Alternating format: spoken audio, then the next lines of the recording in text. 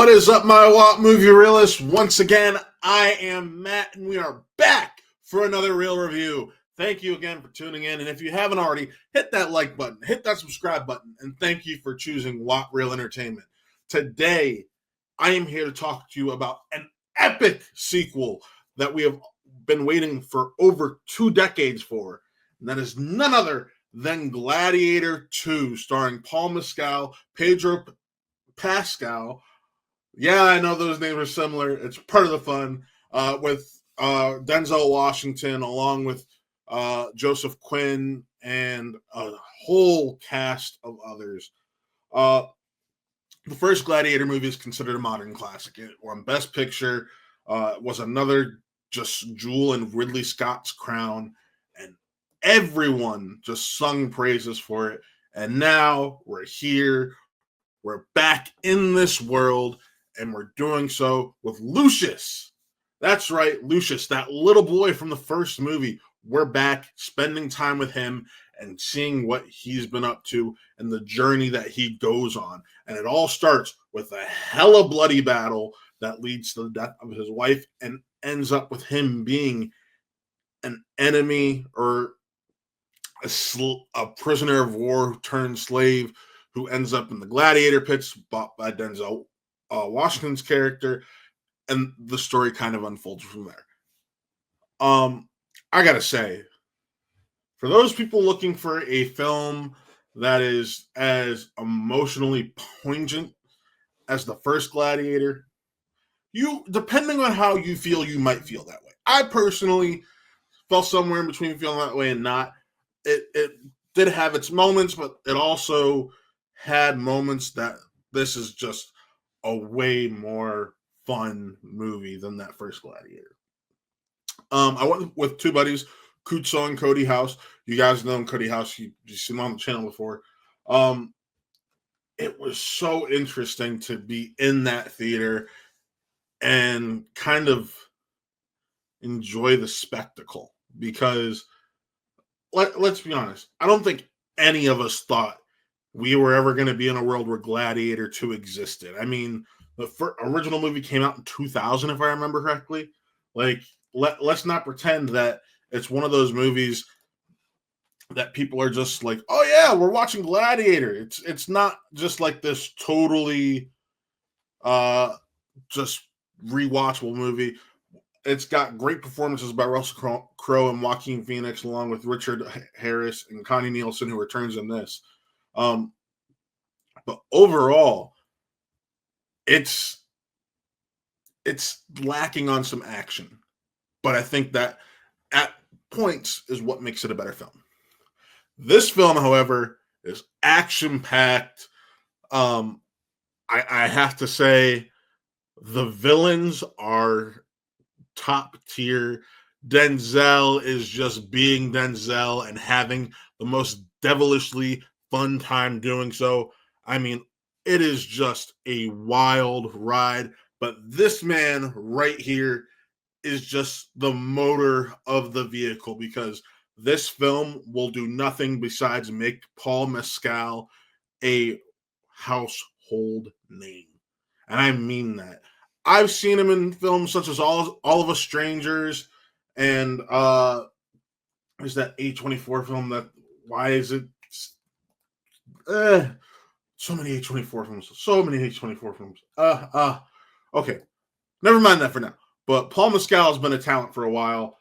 I absolutely loved him in All of Us Strangers, and I loved him in After Sun. That's the A24 film. And this is going to put him on the map for so many other people. And I know Ridley Scott said he caught him in a TV show, and he's just like, he looks like Richard Harris. And he's just got this thing about him that just made him gravitate to offering Paul the role. And I'm so glad he did that because the way he commands the screen in this is bar none some of the most interesting and just overall best acting in this film outside of Denzel Washington. Man, I can't say enough about that, man. But also, Paul Mescal's just a fucking hell of a talent. And I'm sorry for my language, but the dude can act. Just the presence he brings when he's on screen, especially in some of the more tender and heartfelt moments, it's very eerie and similar to those moments you get with Russell Crowe in the original. And I think that helps just sell this film even more.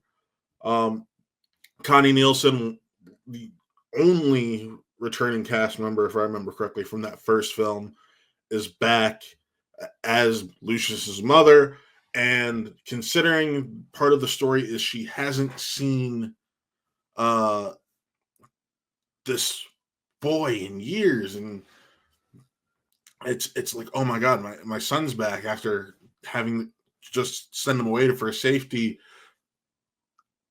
I was so amazed by how well this went together. Now, there are a few negatives. For one, CGI at points, especially with some of the creature CGIs like the bamboos or the baboons and the sharks. Not the greatest. The rhino, that scene was cool, and if you've seen that in the trailer, you know what I'm talking about. But I got to see this in a Dolby Atmos theater, and having just with all the action sequences and battle sequences and the crowd cheering, feeling that in my seat.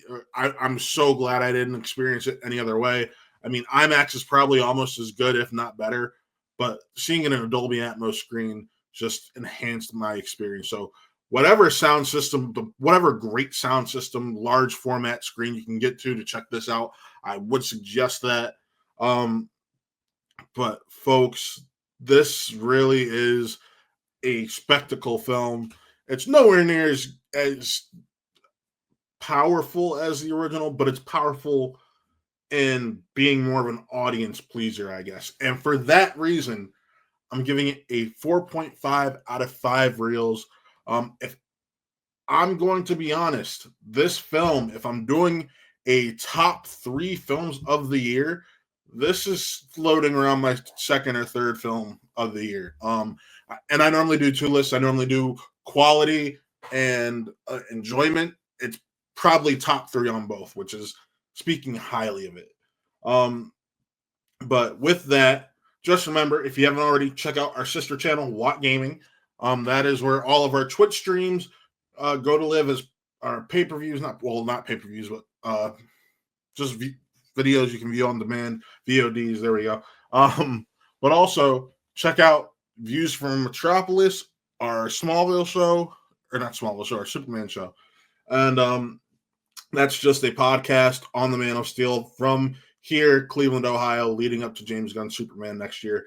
An episode was supposed to drop this past Friday. However, it got pushed to Wednesday due to everything going on in the world last week. I'm sorry. I just didn't have the time, and I needed the mental health day or days.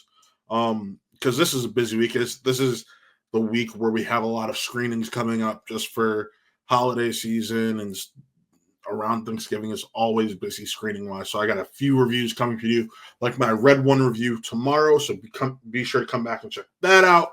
And yeah, but with that, folks, signing off, I am Matt. Remember to like, subscribe, and follow everything we do over here at Watt Real Entertainment.